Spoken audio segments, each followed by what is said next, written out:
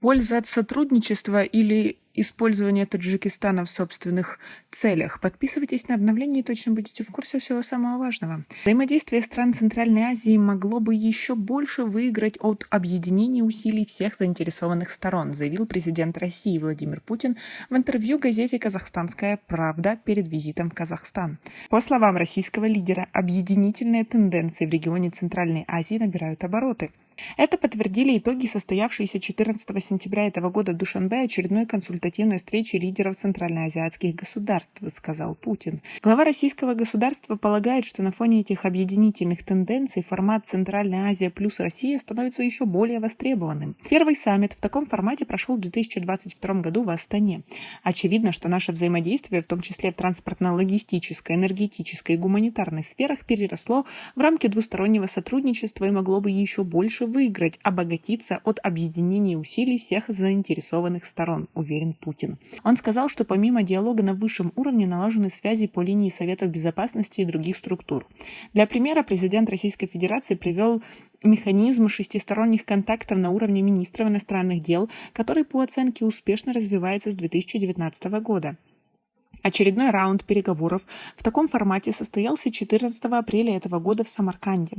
В планах запустить работу экспертных групп Центральная Азия плюс Россия по отраслевым компетенциям, уточнил глава российского государства. Что касается приоритетов нашего взаимодействия в «шестерке», то в настоящее время к ним относится наращивание политического диалога, сотрудничество в области безопасности, экономики и торговли, сельского хозяйства и поставок продовольствия, транспорта, энергетики, экологии, здравоохранения и санитарно-эпидемиологического благополучия, гуманитарных связей, миграции, информационных технологий и массовых коммуникаций, перечислил Путин.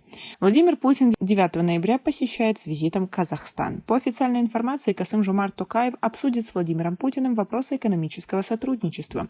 По результатам встречи ожидают подписания ряда двусторонних соглашений. А как вы относитесь ко всем этим ситуациям и к тому, что в последнее время многие эксперты говорят о том, что Россия просто использует страны Центральной Азии в собственных целях после начала войны в Украине? Это единственные страны, которые от них не отвернулись и из которых еще можно что-то довыкачать. Или это просто выдумки, потому что некоторые даже считают, что Россия была в составе СССР, как и все мы, и потому работает на благо наших стран, как и все мы. Согласно с каким утверждением из этих вы согласны? Возможно, у вас есть какое-то третье свое мнение, напишите нам, пожалуйста, в комментарии. Как вы думаете, есть ли вообще толк от всех этих встреч в формате 5+1, 6+1 и тому подобное? Ведь Америка, Китай, Россия всячески пытаются сейчас особенно сотрудничать со странами Центральной Азии и в последнее время заметно активизировались. Что-то в этом есть. Вы согласны? Напишите нам, пожалуйста, свое мнение в комментарии. У нас пока на этом все. Оцените наше видео подпиской и лайком. До скорой встречи.